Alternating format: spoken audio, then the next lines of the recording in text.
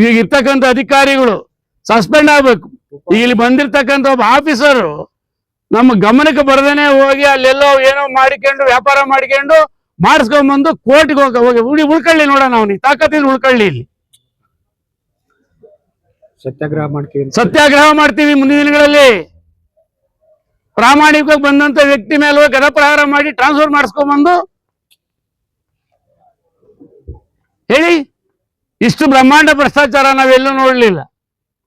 ಏನಾಗಿದೆ ಜಿಲ್ಲಾಧಿಕಾರಿಗಳು ಗಮನಕ್ಕೆ ತರ್ತೀವಿ, ಮುಖ್ಯಮಂತ್ರಿಗಳು ಗಮನಕ್ಕೆ ತಗೊಂಡ್ಬರ್ತೀವಿ, ಯಾರು ಪೌರಾಡಳಿತ ಸಚಿವರಾಗ್ತಾರೋ ಅವ್ರ ಗಮನಕ್ಕೂ ಸಹ ತಂದು ಮುಂದಿನ ದಿನಗಳಲ್ಲಿ ಇದನ್ನ ಅತಿ ಶೀಘ್ರದಲ್ಲಿ ಒಂದು ಸಮಿತಿಯನ್ನ ಸಮಿತಿಯನ್ನ ಮಾಡಿ ಆ ಸಮಿತಿಯಿಂದ ಒಂದು ಎನ್ಕ್ವೈರಿ ಮಾಡ್ಲಿಕ್ಕೂ ನಾವು ಬಿಡೋದಿಲ್ಲ. ಇದನ್ನ ಮಾಡಿಸ್ತೀವಿ.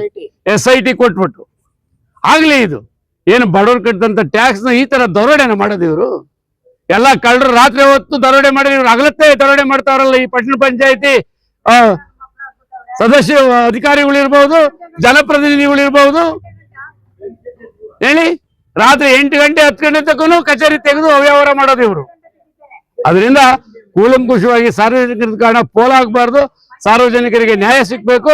ಆ ನಿಟ್ಟಲ್ಲಿ ಮುಂದಿನ ನಮ್ಮ ಹೋರಾಟ ಮುಂದಿನ ಇದೆ ಅಂತ ಹೇಳಲಿಕ್ಕೆ ಈ ಸಂದರ್ಭದಲ್ಲಿ ಬಯಸಿ ಅವರಿಗೆ ಶಿಕ್ಷೆ ಆಗ್ಲೇಬೇಕು. ಅದನ್ನ ಸರ್ಕಾರದ ಗಮನಕ್ಕೆ ತಂದು ಅದು ಮುಂದೆ 15 ದಿನ ಟೈಮ್ ಕೊಡ್ತೀವಿ, ಇಲ್ಲಾಂದ್ರೆ ಸತ್ಯಾಗ್ರಹ 15 ದಿನ ಸಮಯ ಕೊಡ್ತೀವಿ. ಯಾವ ಅಧಿಕಾರಿಗಳು ಮಾಡಿದಿಲ್ಲ ಜಾಗ ಖಾಲಿ ಮಾಡ್ಬೇಕು. ನೀವು ಇಲ್ಲಿ ಮಾಡ್ಲಿ ಅಂದ್ರೆ ಗೊತ್ತಿದೆ, ನಾವು ಖಾಲಿ ಮಾಡಿಸೋದು ಮಾಡೇ ಮಾಡಿಸ್ತೀವಿ. ನೀವು ಯಾವ ದೊಡ್ಡವ್ರನ್ನ ಹಿಡ್ಕೊಂಡು ನೀವು ಇಲ್ಲಿ ಬರ್ತೀರ ನೋಡೋಣ. ನಾವು ಅದನ್ನು CSITಗಳು ಕೆಲಸ ಸ್ಟಾಪ್ ಆಗ್ಬೇಕು. ಇವತ್ತೇ ಇಮಿಡಿಯೇಟ್ ಸ್ಟಾಪ್ ಆಗ್ಬೇಕು.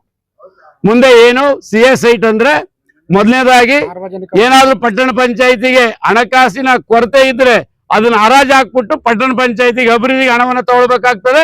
ಎರಡನೇದು ಯಾವ್ದಾದ್ರು ಸಂಘ ಸಂಸ್ಥೆಗಳು ಸಾರ್ವಜನಿಕವಾಗಿ ಉದ್ದೇಶಕ್ಕೆ ಏನಾದ್ರು ನಾವು ಹಾಸ್ಪಿಟಲ್ ಮಾಡ್ತೀವಿ, ಇಲ್ಲ ಸಾಮಾಜಿಕ ಜನ ಸೇವೆ ಮಾಡ್ತೀವಿ, ಅಂತ ಎಜುಕೇಶನ್ ಇನ್ಸ್ಟಿಟ್ಯೂಟ್ ಮಾಡ್ತೀವಿ, ಅಂತದ್ದು ಕೊಡ್ಲಿಕ್ಕೆ ಅವಕಾಶ ಇದೆ CSIT ನ ಇಷ್ಟು ವರ್ಷಕ್ಕೆ ಅಂತ ಹೇಳಿ ಅದು ಕೊಡಂತ ಅವಕಾಶ ಇದೆ. ಅದು ಬಿಟ್ಬಿಟ್ಟು ಇವರು CSITಗಳು ಆ ಪಟ್ಟಣ ಬಾಶೆಟ್ಟಹಳ್ಳಿ ಗ್ರಾಮ ಪಂಚಾಯತಿ ಇದ್ದಾಗೂ ಸುಮಾರು ಅವ್ಯವಹಾರ ಇದೆ ಕೊಳಂಬೇಶದಲ್ಲಿ. ಅದು ನಮ್ ಗಮನದಲ್ಲಿ. ಅದನ್ನು ಎಳೆಯಾಗಿ ಮುಂದಿನ ದಿನಗಳಲ್ಲಿ ತೆಗೆದು ಬಿಡ್ತೀವಿ ಈಚೆಗೆ, ಯಾರು ಏನ್ ಮಾಡಿದ್ದಾರೆ ಅಂತ ಹೇಳಿ. ಇತಿಹಾಸದ ದೊಡ್ಡಬಳ್ಳಾಪುರದ ಪ್ರಜಾಪ್ರಭುತ್ವ ವ್ಯವಸ್ಥೆಯಲ್ಲಿ ಬಂದಂತ ರಾಜಕಾರಣಿಗಳಿದ್ದಂತ ಅವಧಿನಲ್ಲಿ ಇಷ್ಟು ಬ್ರಹ್ಮಾಂಡ ಭ್ರಷ್ಟಾಚಾರ ಯಾವತ್ತೂ ಆಗಿದಂತ ನಿದರ್ಶನಗಳಿಲ್ಲ.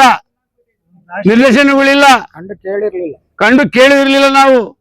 ರಾಮೇಗೌಡರು, ಜಾಲಪ್ಪನವರು, ಕೃಷ್ಣಪ್ಪನವರು, RJ ವೆಂಕಟಾಚಲಯ್ಯನವರು, ನರಸಿಂಹಸ್ವಾಮಿ ಅವರು ನಮ್ಮ ಅವಧಿನಲ್ಲಿ ಯಾವುದು ಸಹ ಈ ತರ ಭ್ರಷ್ಟಾಚಾರ ಇರಲಿಲ್ಲ. ನೀವು ಮಾಧ್ಯಮದವ್ರಿಗೆ ಗೊತ್ತಿದೆ. ಮತ್ತು ಆಡಳಿತದಲ್ಲಿ ಹೇಳಿ, ಬರೀ ಚುನಾವಣೆ ಬಂದ್ರೆ ಸುಳ್ಳು ಭರವಸೆ ಕೊಡೋದು, ಸುಳ್ಳು ಹೇಳೋದು, ಹಿಂಗೆ ಅವ್ಯವಹಾರ ಮಾಡಿ ಇನ್ನೇನ್ ಮಾಡ್ತೇವೆ. ದುಡ್ಡು ಕೊಡು ಜನಕ್ಕೆ ದಾರಿ ತಪ್ಪಿಸೋ ಕೆಲಸ ಮಾಡಿ ಇವತ್ತು ಜನರು ಅನ್ಯಾಯ ಆಗ್ತಾವ್ರ. ಅವ್ರು ಕಟ್ಟಂತ ಟ್ಯಾಕ್ಸ್ ಇವತ್ತು ನಿರಂತರವಾದಂತ ಹೋರಾಟವನ್ನ ಇಡೀ ತಾಲೂಕಿನಾದ್ಯಂತ ನಾವು ಮುಂದುವರಿಸ್ತೀವಿ. ಯಾವುದೋ ಇಲ್ಲ ಅಲ್ಲಲ್ಲೇ ಇಲ್ಲೆಲ್ಲ ಫುಲ್ಲು ಭರವಸೆಗಳನ್ನ ಹೇಳ್ತಾರೆ. ಸುಮ್ಮನೆ ಇಲ್ಲಿ ಬೇಸಿಗೆರಿಗೆ ಹೇಳ್ಕೊಳ್ಳೋದಿಲ್ಲ ಅಷ್ಟೇನೆ. ಎಲ್ಲೂ ಯಾವ ಗೇಟ್ ಓಪನ್ಗಳು ಆಗೋದಿಲ್ಲ, ನಮಗೆ ಗೊತ್ತಿದೆ ಚೆನ್ನಾಗಿ. ಅದರಿಂದ ಆ ಸುಳ್ಳು ಹೇಳಂತವ್ರ ಭರವಸೆಗಳಿಗೆ ಯಾರು ನಂಬಕ್ ಹೋಗ್ಬೇಡಿ ನೀವು. ನಾನು ಇನ್ನೊಂದು ಈ ಸಂದರ್ಭದಲ್ಲಿ ಹೇಳೋದು, ಇತಿಹಾಸ ಇದೆ ಕಾಂಗ್ರೆಸ್ ಪಕ್ಷಕ್ಕೆ. ದಯವಿಟ್ಟು ಕಾಂಗ್ರೆಸ್ ಪಕ್ಷನ ಉಳಿಸಿ ಬೆಳೆಸಿ.